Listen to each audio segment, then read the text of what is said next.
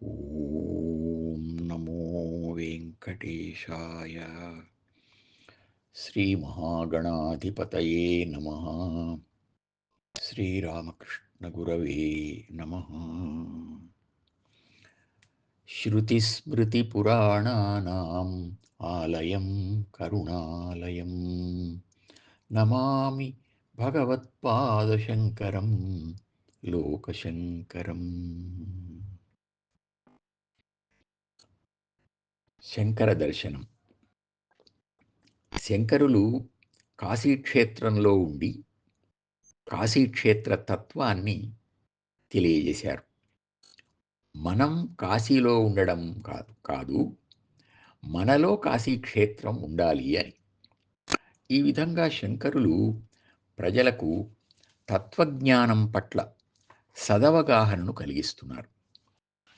ఇంత జరుగుతున్నా తెలుసుకోలేక ఒక వృద్ధుడు ఇంకా సంసార బంధంలో చిక్కుకొని వెలుపలికి రాలేక కొట్టుమిట్టాడుతూ ఉండగా శంకర్లు చూశారు.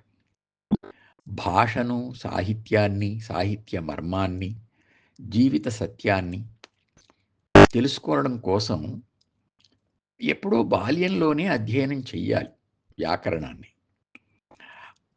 ఆ వృద్ధుడు తల వణికించుకుంటూ ఇంకా వ్యాకరణాన్ని అధ్యయనం చేస్తున్నాడు. డుకురీకరణే అని. శంకరుల ఆశ్చర్యంతో, జాలితో ఆ వృద్ధుణ్ణి చూస్తూ తన వెంట వస్తున్న శిష్యగణంతో చెబుతున్నట్లుగా ఇలా ప్రబోధించసాగారు.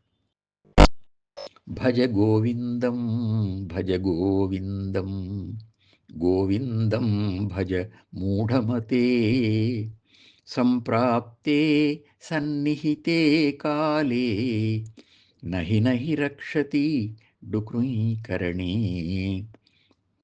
ఓ అజ్ఞానమతి, గోవిందుణ్ణి అంటే కృష్ణుణ్ణి లేదా శంకరుల దృష్టిలో గురువైన గోవింద భగవత్పాదులను సేవించు. కాలం ఆసన్నమైనప్పుడు వ్యాకరణ సూత్రం కాపాడదు, కాపాడలేదు సుమా.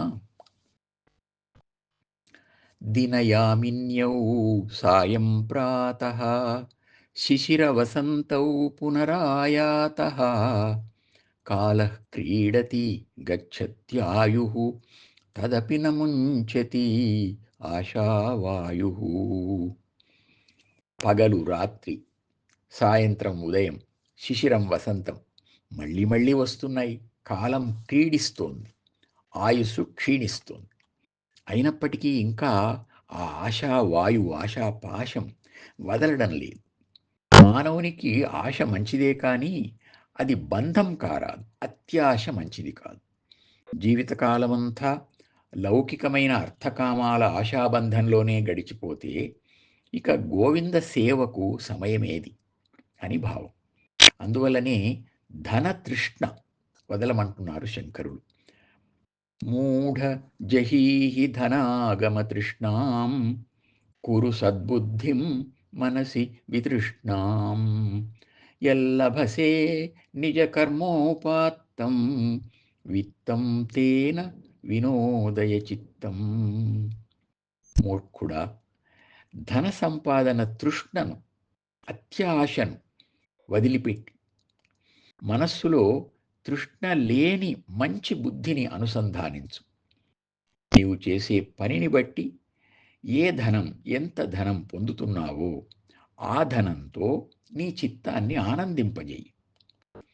అంగం గళితం ఫలితం ముండం, దశన విహీనం జాతం తుండం, వృద్ధో యాతి గృహీత్వా దండం, తదపి న ముంచతి ఆశాపిండం.